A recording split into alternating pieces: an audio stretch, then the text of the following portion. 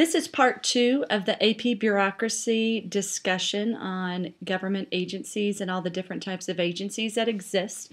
I want to start this one out with the clarification of what's the difference between a department, an agency, an independent agency, etc., and then go on to some of the checks that the President, the courts, and Congress have on the bureaucracy. And we'll conclude with some thoughts then.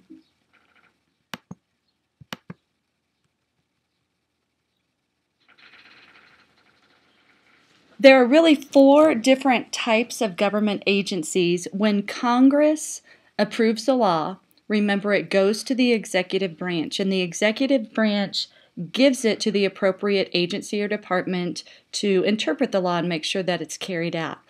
Let's look at some of the things under this.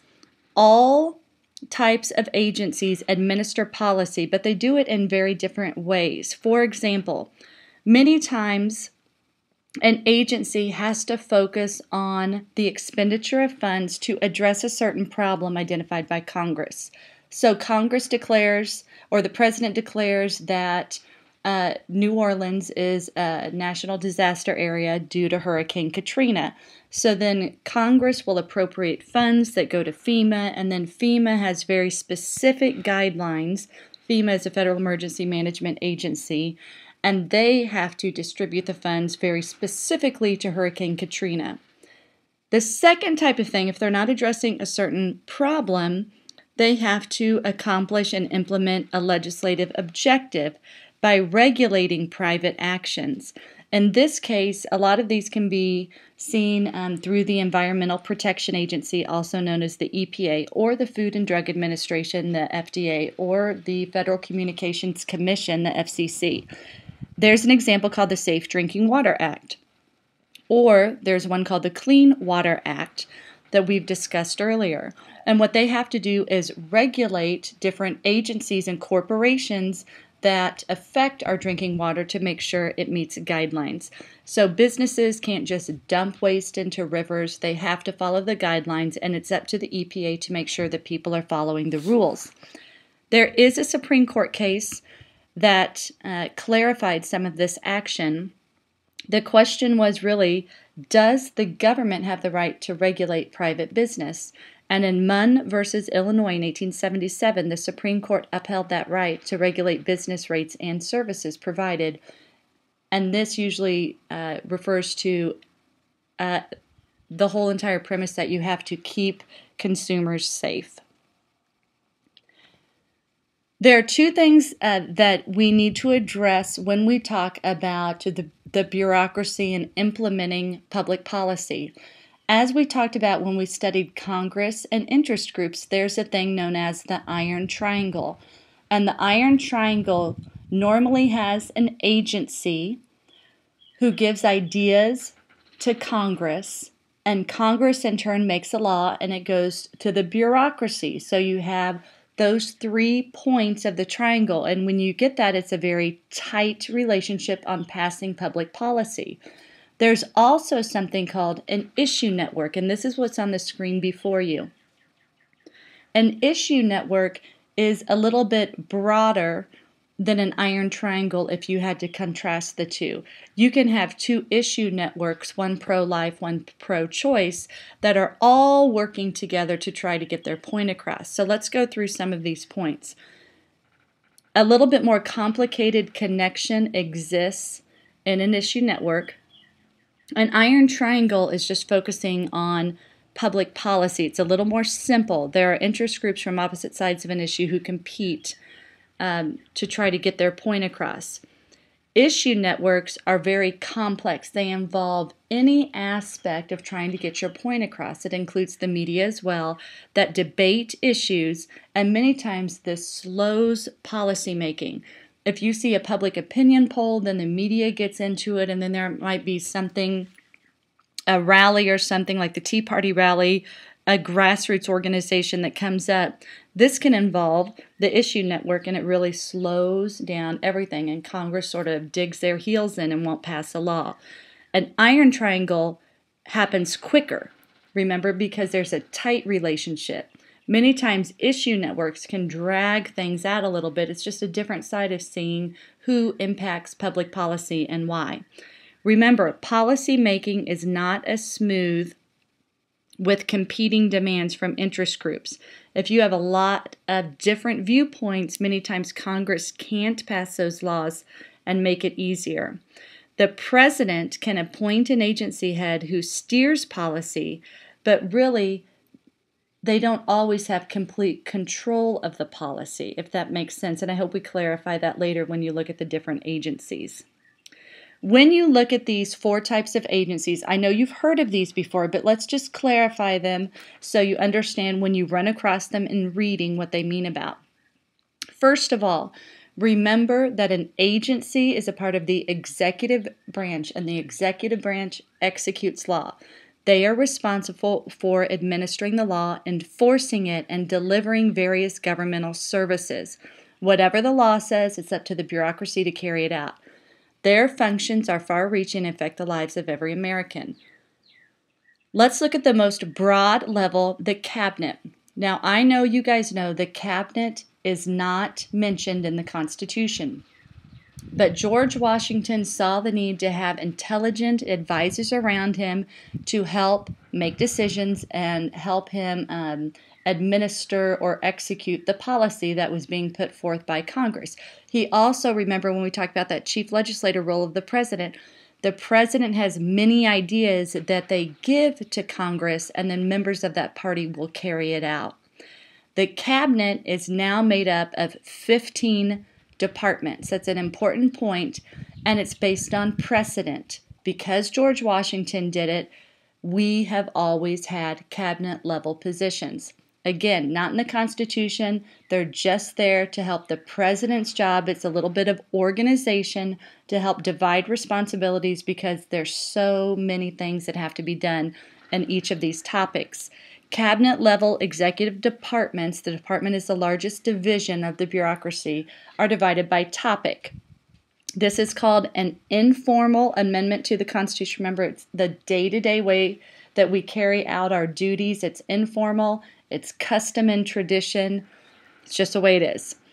So we have 15 that are appointed by the president. As you just saw, John Kerry just achieved the Secretary of State ranking. Chuck Hagel, we just saw, achieve the Secretary of Defense appointment and confirmation by the Senate. So those were 2 things that just happened this last year. The cabinet level position is called a secretary, except for the Attorney General. He heads the Judicial Department, but the Attorney General is our lead attorney for the United States. He's not called a secretary. So what they try to do is steer specific policy recommendations in their area. The second level of division in the bureaucracy is called an independent regulatory agency. So independent means, in this sense, they're independent of direct government control by the president. Although the president is very influential, often there's turnover on the board or commission that governs it, and many times they side with the president's policy. So at times there can be influence, at times there might be less influence depending on the president, but here they are independent, and I want to clarify a couple things. They function largely independent of the president and executive branch. And look at these next 2 words, quasi-legislative and quasi-judicial. That just means part. They are partly legislative because sometimes when the law is vague, they have to decide what the law is. It gives them quasi-legislative power.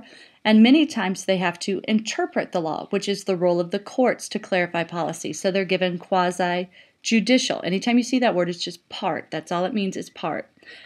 All of these regulatory agencies are often called alphabet agencies because they normally go in the press by their 3 letters. The SEC, the FCC, the FDA, the CIA, the EPA, etc. There's also a division in the bureaucracy called a corporation. And a corporation is like a private business, but it's owned by the government. They provide consumers with a service or product that depends on some government investment. These are easy to remember because they act like a business, but they're government run. The best 2 examples are the post office, and you know the post office has been going bankrupt. So they've been losing money and they might cut services. The other one, the Tennessee Valley Authority. Amtrak, the government-run railroad, is another one that you could put in this category as well. The last one here is an independent executive agency. So one, the independent regulatory, they're regulating some portion of the nation through policy. And the independent executive agency just has a specific responsibility that helps the day-to-day operations. It provides service, not necessarily regulating a portion of the economy or environment. It is headed by a director, and the president appoints them. So, for example, the Environmental Protection Agency, the CIA, the Nuclear Regulatory Commission, those are all different ones. Now, I define these two again, but I thought I would put the definition there to help you so this doesn't throw you if you ever see this word. 2 procedures by which bureaucracies reach decisions. This really, if you ever have the type of question, what gives the bureaucracy power, they get to help interpret policy. So rulemaking is one. They make the rules. They're quasi-legislative. That permits agencies to formulate rules. When Congress is vague, the bureaucracy has to interpret it. The director might of the agency or the secretary might. The agency notifies the public of the rule. They hold hearings. They revise the rule. It is recorded, and it's binding. That's part of the law. And this is a big thing that's going to happen a lot with the new healthcare law that is being put into force. They are trying to figure out what it all means. So you're going to see a lot of this interpretation by the Health and Human Services Department about what the new healthcare law means. The second word that I want you to be familiar with is adjudication. And if you just take that middle part, judicate, it's a Latin term. It means to judge. So the root form of that is partly making decisions or judging different things, adjudicate. So quasi-judicial procedure that allows an agency to enforce a rule by applying it to a certain situation. It could involve due process. That's normally a role that the courts have to make. But agencies can impose fines. They have to make judgments concerning the law, which many see as a judicial role. So that's another way that the bureaucracies can sometimes be quite powerful. This next slide is an overview of the bureaucracy. Notice all power comes from the Constitution. So you can see how the bureaucracy is laid out. And this is a very general template. It can go on and on and on if we really break it down. We know the executive branch is the president, the vice president, and then the executive office of the president. The executive office of the president, I'm going to go over in part 3 of the bureaucracy, but those are things like the White House office, who works directly for the president, the CEA, the National Security Council, etc. To the left, we have the legislative branch, which we have already studied. To the right, we have the judicial branch, and we will go over that information next week. But look at the bottom. Right under here are the 15 department levels. I'm not sure if Homeland Security is in here. If there's only 14, then it's the Department of Homeland Security that's next. And then under each of these are different independent establishments and corporations. So I just wanted to give you a sense of the bureaucracy and what it could look like if you look directly under the executive branch, then at all the departments and their functions. All right, the last thing, you might ask, how does the president even control the bureaucracy? Remember, his power is to appoint different officers. He gets to select the policy priorities. He might say focus in a certain area, and he wants to make sure things get done.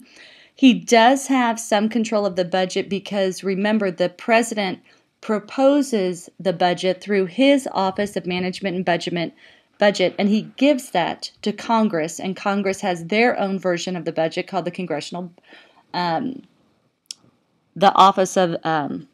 the CBO, Congressional Budget Office, sorry, and then they come together to try to hash things out. But really, the president can help guide agency budgets. The president may propose changing in an agency's authority. He might expand it, he might contract it. A great example is after 9/11 when President Bush decided we needed to have another department to help coordinate all levels of national security. So he created the Homeland Security Department, and now they coordinate that for us. You might ask, how in the world do the courts manage bureaucracy? Remember, the federal court is always the final authority of interpretation of a law. So if there's a conflict between Congress and how the agency has interpreted the law, it can go to the courts, and the courts can be that final decision maker. But if nobody challenges the law, then the agencies become the powerhouse there. Their word stands until it's challenged. So they can either restrain or direct agencies through interpretation of statutes. They can reverse an agency decision if they say the agency has gone too far. They have to cut it back.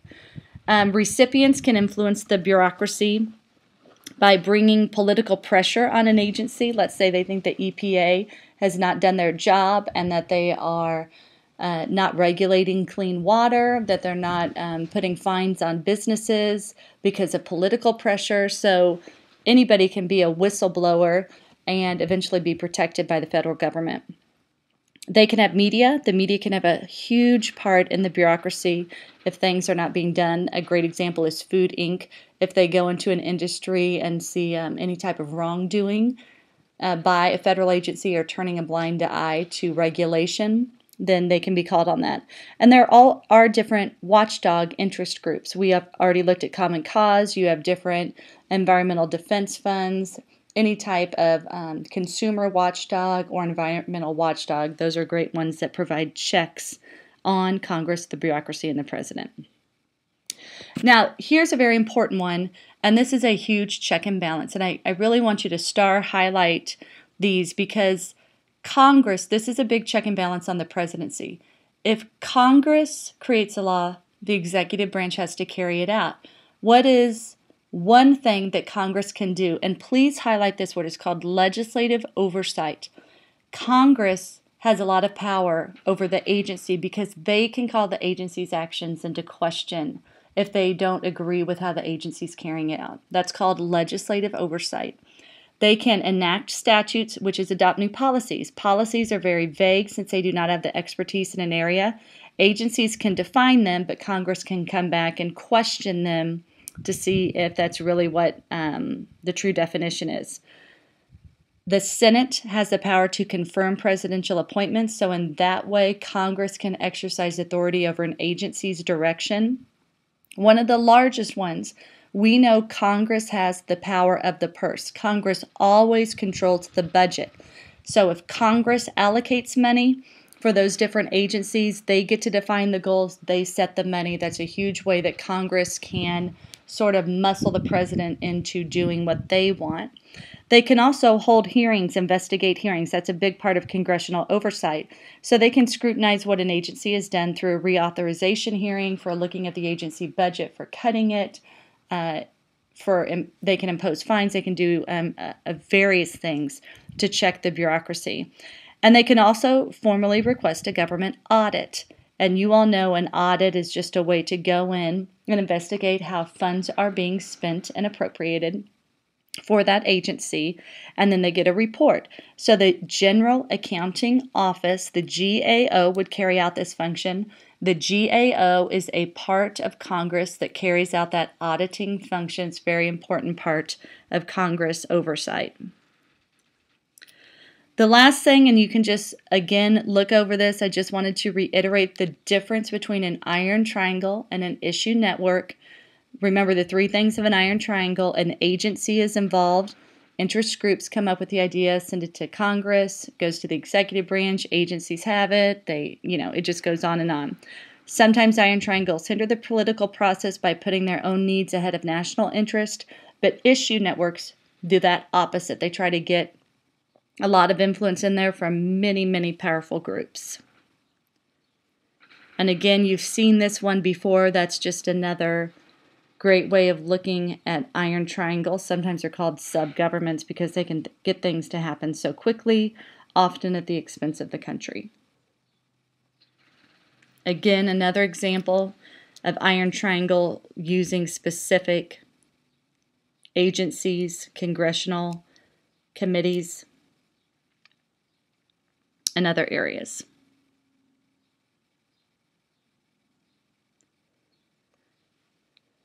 All right, so this is an overview. That's just the agency influence. Again, they can make or interpret law. That's called quasi-legislative and quasi-judicial power. They can take informal advisory roles.